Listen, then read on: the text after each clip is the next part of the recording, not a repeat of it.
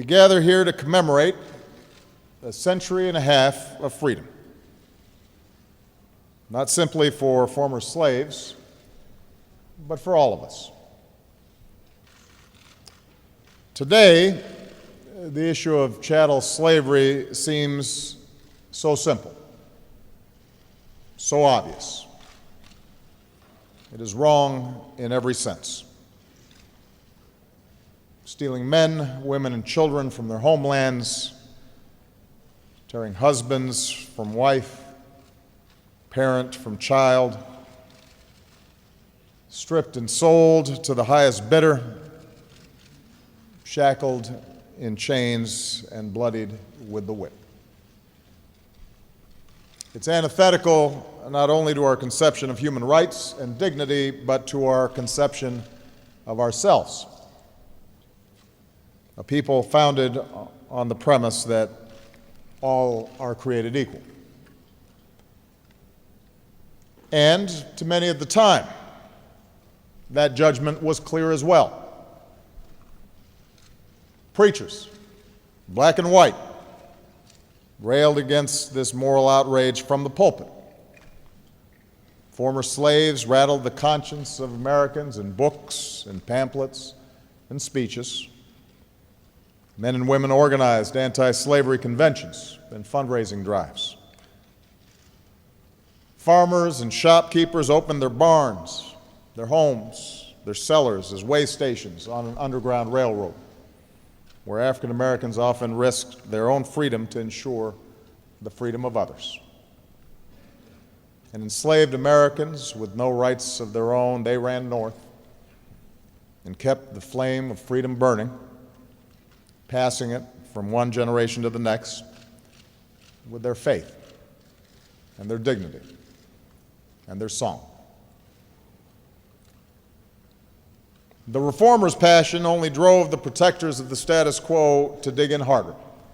And for decades, America wrestled with the issue of slavery in a way that we have with no other, before or since.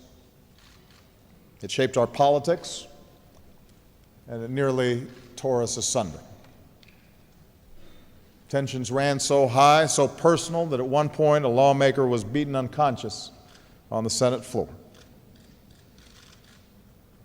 Eventually, war broke out. Brother against brother, North against South.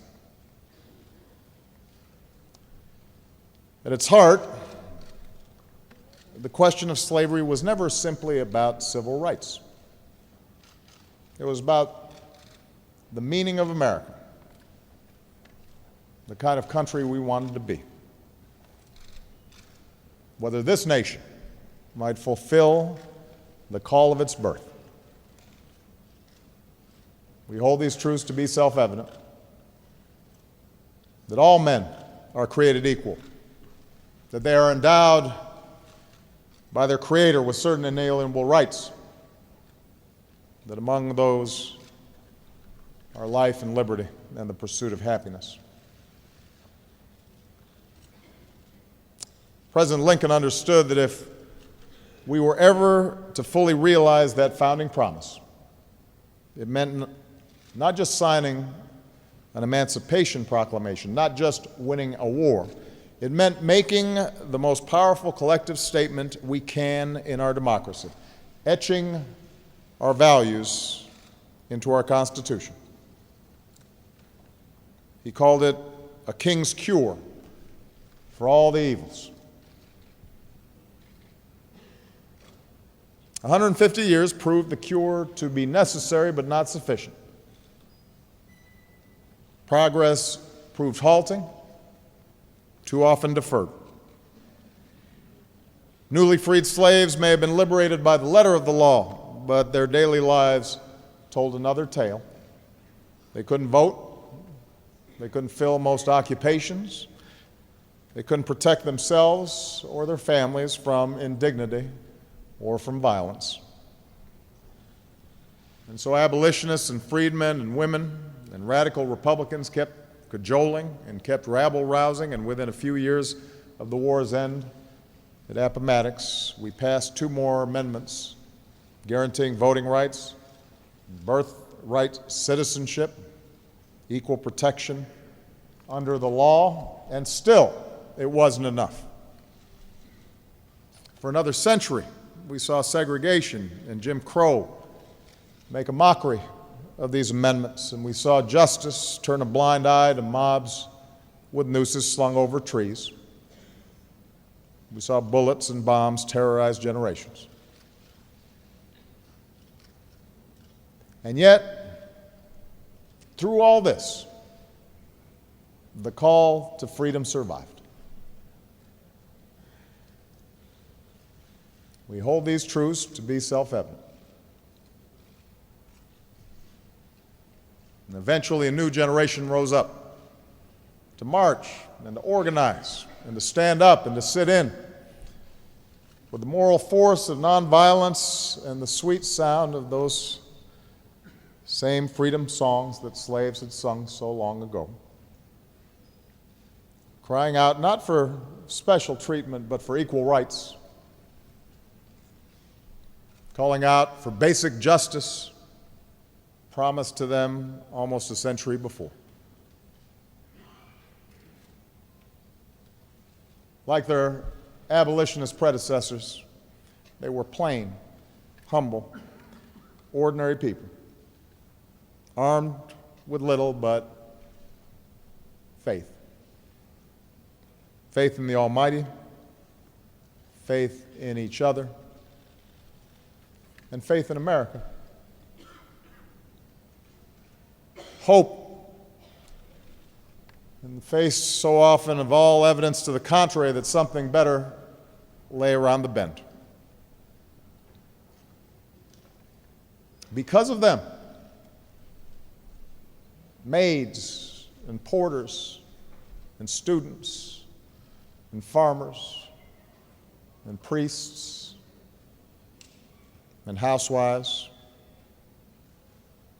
because of them, a civil rights law was passed and a voting rights law was signed, and doors of opportunity swung open, not just for the black porter, but also for the white chambermaid and the immigrant dishwasher, so that their daughters and their sons might finally imagine a life for themselves beyond washing somebody else's laundry or shining somebody else's shoes. Freedom for you and for me. Freedom for all of us. And that's what we celebrate today. The long arc of progress. Progress that is never assured, never guaranteed, but always possible. Always there to be earned. No matter how stuck we might seem sometimes, no matter how divided or despairing we may appear, no matter what ugliness may bubble up, progress, so long as we're willing to push for it, so long as we're willing to reach for each other. We would do a disservice to those warriors of justice, Tubman and Douglas and Lincoln and King, were we to deny that the scars of our nation's original sin are still with us today.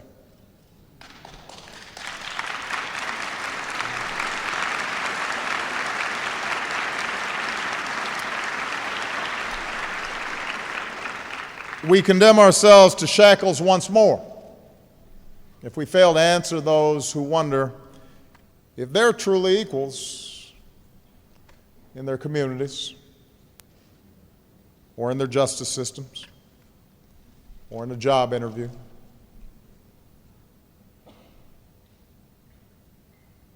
We betray the efforts of the past if we fail to push back against bigotry in all its forms.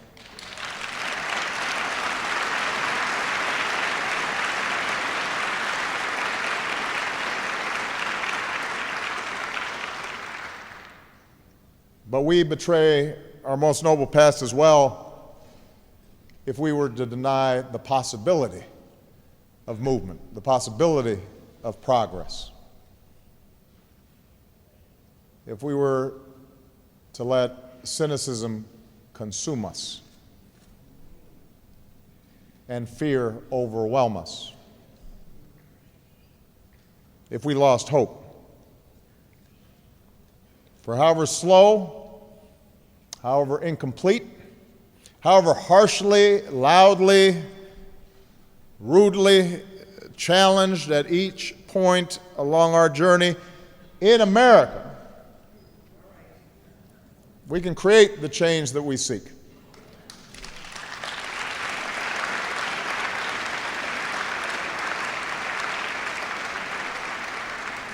All it requires is that our generation be willing to do what those who came before us have done, to rise above the cynicism and rise above the fear, to hold fast to our values,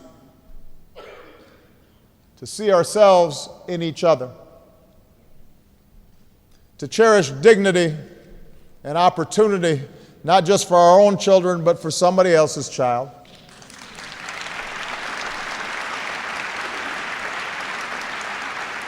To remember that our freedom is bound up with the freedom of others, regardless of what they look like or where they come from or what their last name is or what faith they practice.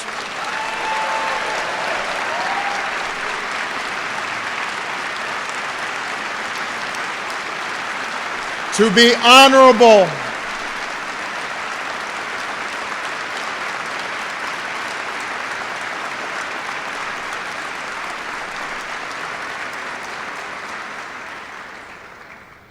to be honorable alike in what we give and what we preserve,